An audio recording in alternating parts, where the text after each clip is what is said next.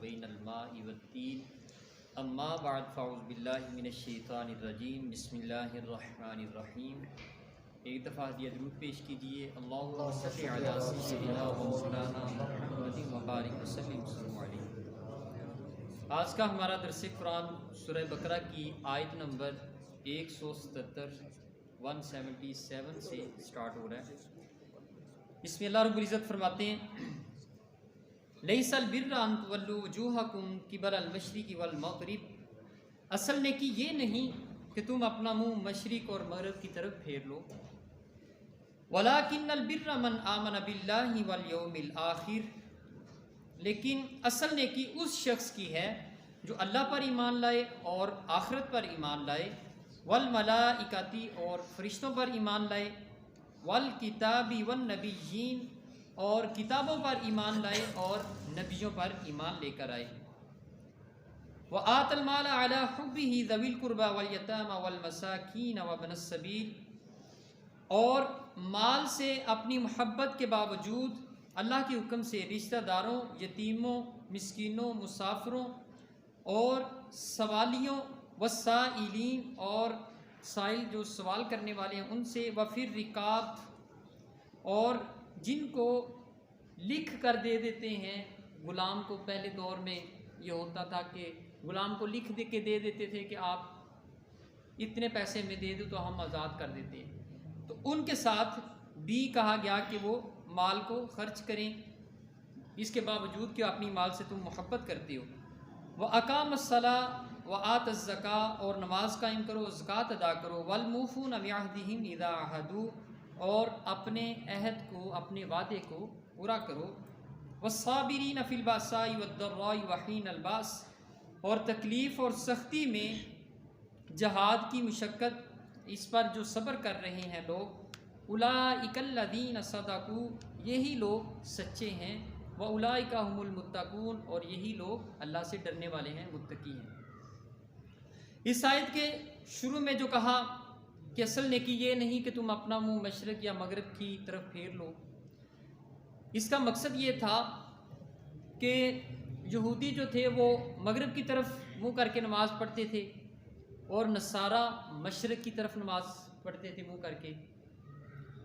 تو یہ آیت نازل ہوئی کہ صرف مشرق مغرب سمت کی طرف منہ کرنے سے نیکی کی جو معراج ہے وہ نہیں حاصل ہو جائے گی، بلکہ اصل نیکی کیا ہے۔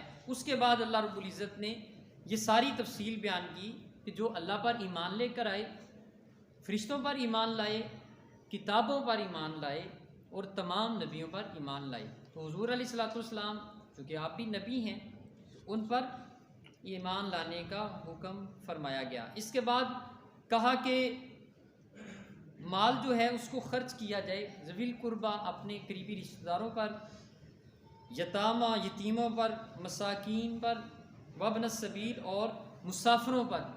مسافر کو ابن سبیل کہا جاتا ہے، ابن بیٹے کو کہتے ہیں اور سبیل رستے کو، یعنی وہ جس طرح ماں کی گود میں بیٹا ہوتا ہے ایسے ہی رستے کی گود میں مسافر ہوتا ہے، تو اس لیے اس کو ابن سبیل یعنی رستے کا بیٹا کہا جاتا ہے۔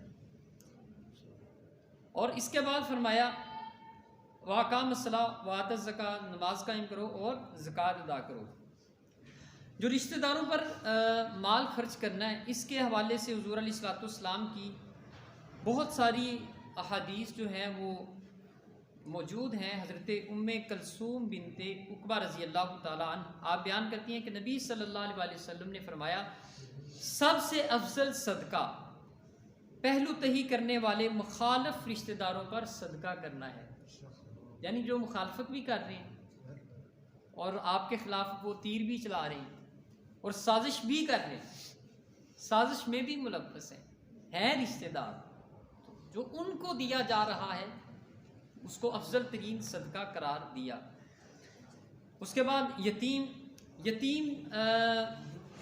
جو شرعی طور پہ یتیم ہوتا ہے، یتیم اس شخص کو کہا جاتا ہے جو نابالغ ہو، یعنی بلوغت تک نہ پہنچا ہو، نابالغ ہو، اس کی عمر جتنی بھی ہو، مطلب بالعموم کہیں پہ 12 سال 13 سال 14 سال، پاکستان میں تقریباً 13-14 سال اوسط عمر ہے بلوغت کی، تو جب وہ بالغ ہو جائے پھر وہ شرعی طور پہ یتیم نہیں رہتا.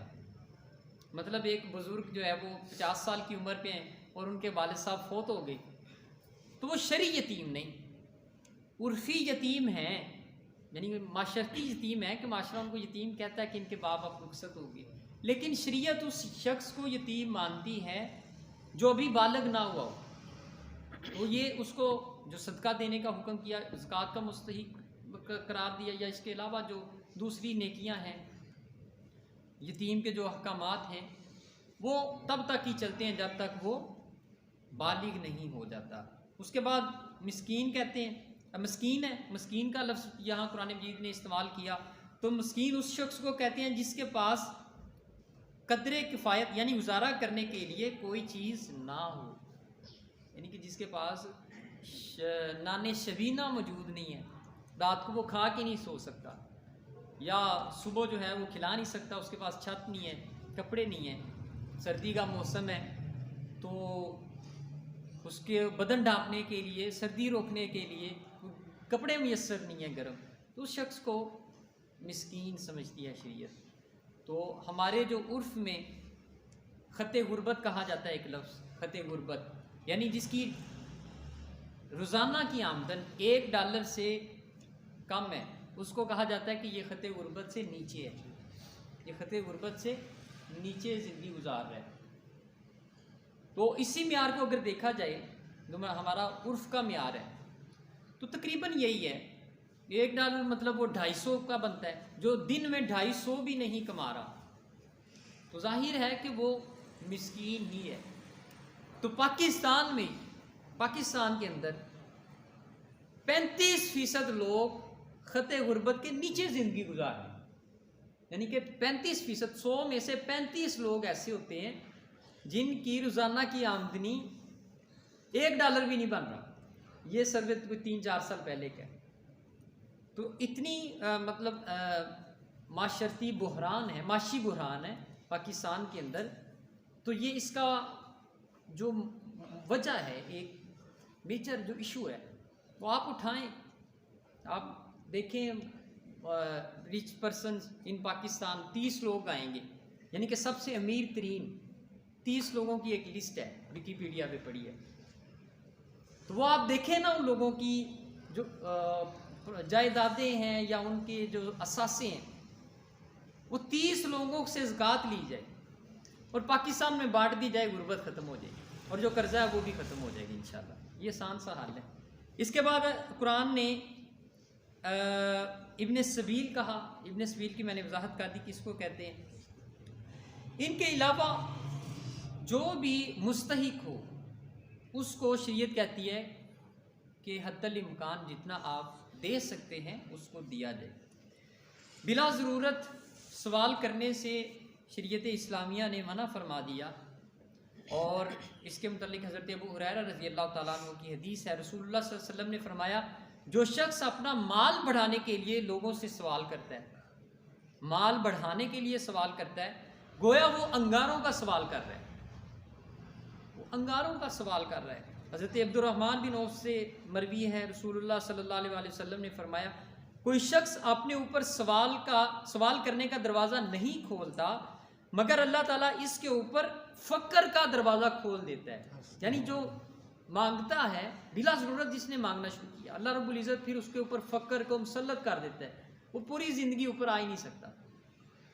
تو آپ دیکھ لیں جو مانگنے والے ہیں ان کی جتنی مرضی جائیدادیں ہو جائیں، جتنا مرضی وہ بنا لیں، ان کی زندگی وہی فقر والی ہوگی. کبھی کھانے کو مل رہا ہوگا، کبھی نہیں مل رہا ہوگا. تو یہ اس کی بڑی واضح مثالیں ہمارے پاس موجود ہیں. چونگ میں ایک فقیر تھا، اس نے اپنی ایک کوٹھی بنائی ہوئی تھی، تو بعد میں پتہ چلا کہ اس کا ایک عالی شان بنگلہ بھی ہے. اس نے شادی کی، بیٹے کی پراڈو میں برات لے کر گیا. اس لیول کا وہ فقیر تھا. تو یہ اس طرح کے جو بھکاری ہیں ان کی مذمت کی ہے شریعت اسلامیہ نے، اور ان کو دینے سے بھی حتی الامکان گریز کرنا چاہیے. بہرحال کچھ ایسے مواقع ہیں جہاں پہ مانگنا جائز ہو جاتا ہے اور کچھ ایسے مواقع ہیں جہاں پہ مانگنا واجب ہو جاتا ہے. مثلا کسی شخص جو ایسا شخص جو مقروض ہے، جس کے اوپر قرض ہے، تو اب جو قرضہ ہے یہ ایک بہت بڑی لعنت ہے، جس کے اوپر مسلط ہو جاتا ہے اس کا سکون برباد ہو جاتا ہے. تو اس شخص کے لیے اپنی ضرورت کے مطابق سوال کرنا یہ جائز ہوتا ہے. اور دوسرا وہ شخص جو کسی ناگہانی آفت میں پھنس گیا، مطلب سیلاب آیا، اس کی فصل تباہ ہو گئی ہے، زلزلہ آیا، اس کا سب کچھ ملیا میٹ ہو گیا، ناگہانی حادثات میں آ گیا، ایسا شخص بھی حسب ضرورت مانگ سکتا ہے. تیسرا وہ شخص جو فاقہ زدہ ہے، یعنی جس کے پاس کھانے کے لیے کچھ نہیں ہے، اگرچہ اس کے گھر میں ہو شاید، لیکن وہ کسی ایسی جگہ پہ جہاں پہ اس کے پاس نہ کوئی پیسے ہیں نہ کھانے کے لیے کچھ ہے، تو وہ مانگ سکتا ہے اپنی جان بچانے کے لیے. تو ایسے ہی وضو کے متعلق فرمایا کہ اگر آپ کہیں پہ نکلیں کسی ایسی جگہ پہ جہاں پانی میسر نہیں ہے، تو آپ کے ساتھ جو ہے اس پانی ہے اس کے پاس، تو اس سے پانی طلب کریں، اس سے پانی طلب کریں وضو کے لیے. اگر وہ دے دے تو ٹھیک ہے، اس کے بعد اگر وہ نہیں دیتا تو پھر اس کے بعد آپ تیمم کریں گے. تو یہ تیمم کرنے سے پہلے پانی مانگنا یہ ضروری ہے. یہ اس کا حکم دیتی کہ ہو سکتا ہے کہ وہ پانی دے دے، تو یہ ایک شرعی ضرورت ہے، اپنی کسی عیاشی کے لیے تو مانگا نہیں جا رہا، ایک شرعی ضرورت کو پورا کرنے کے لیے یہاں پہ تقاضا کرنا ہے. تو بہرحال بلا ضرورت اس کے علاوہ شریعت میں ممانعت ہے. یا ایھا الذین آمنوا، اے ایمان والو، کتبہ فرض کر دیا گیا، علیکم تم پر، القصاص قصاص فی القتلی قتل میں، یعنی کہ قتل کا بدلہ لینا ایمان والوں کے لیے فرمایا کہ فرض کر دیا گیا ہے. الحر بالحر، آزاد کے بدلے آزاد، والعبد بالعدل، اور بالعبد، اور غلام کے بدلے میں غلام، والانثى بالانثى، اور عورت کے بدلے میں عورت. اس آیت کا شان نزول یہ ہے کہ دور جاہلیت میں کچھ ایسے قبیلے تھے، کچھ پسماندہ تھے، کچھ جو ہے وہ اعلیٰ معیار کے تھے، جن کے پاس مال و دولت یا ان کا عزت و توقیر باقیوں کی نسبت میں زیادہ تھی. تو جب کسی پسماندہ قبیلے کا فرد قتل ہو جاتا، پسماندہ قبیلے کا فرد قتل کر دیا کسی معزز قبیلے کے بندے نے، تو وہ اس کا قصاص یہ ہوتا تھا کہ معزز قبیلہ کوئی اپنا غلام دے دیتا ہے، اس کو مار دو. قتل کسی اور نے کیا ہے تو وہ اپنے کسی غلام کو آگے کر دیتے تھے، اے لے جو انہوں قتل کر دو، تو یہ قصاص ہو جاتا تھا. اب وہ غلام جو ہے وہ چوں بھی نہیں کرتا تھا، وہ چپ چاپ چلا جاتا تھا، بیچارہ مارا جاتا تھا بے گناہ، حالانکہ اس نے قتل ہی نہیں کیا. قتل کسی نے کیا، ہمارا کوئی اور رہا ہے. اور اسی طرح اگر معزز قبیلے کا شخص چھوٹے قبیلے کی عورت کو قتل کر دیتا ہے، تو اب اس کے بدلے میں عورت نے ہی قتل ہونا ہے. وہ اس صورت میں بھی یوں ہی کرتے تھے، کسی غلام کو دے دیتے تھے. اگر کسی چھوٹے قبیلے کے مرد نے یا عورت نے کسی بڑے قبیلے کو قتل کیا، پھر وہی ہوتا تھا جس نے قتل کیا جاتا تھا. تو یہ عدم توازن تھا، اس میں اعتدال نہیں تھا. چھوٹے قبیلے کو تو پھر انصاف ہی نہیں ملتا تھا، جو جن کے پاس کوئی طاقت نہیں ہوتی تھی، تو جو فیصلہ کرنے والے ہوتے تھے وہ بھی انہی کے حق میں فیصلہ دیتے تھے جو معزز قبیلہ ہوتا تھا.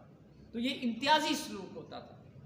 اس آیت میں جو صاحب ایمان ہو گئے، یہ روش ختم کرنے کے لیے، چونکہ یہ معاشرتی رواج تھا، یہ رواج بنا ہوا تھا معاشرے کا، اس رواج کو ختم کرنے کے لیے فرمایا کہ آج کے بعد جب آزاد مرد قتل ہوگا تو اس کے بدلے میں آزاد ہی قتل ہوگا. والعبد بالعبد، اگر غلام قتل ہوا ہے تو اس کے بدلے میں غلام. والانثى بالانثى، اگر عورت خاتون قتل ہوئی ہے تو اس کے بدلے میں خاتون، یعنی خاتون نے قتل کر دیا تو اسی خاتون کو ہی قتل کیا جائے گا. فمن عفی لہ من اخیہ شیء فاتباع بالمعروف واداء الیہ بإحسان، سو جس کے لیے اس بھائی کی طرف سے کچھ معاف کر دیا گیا، دستور کے مطابق مطالبہ کیا جائے اور نیکی کے ساتھ اس کی ادائیگی کی جائے۔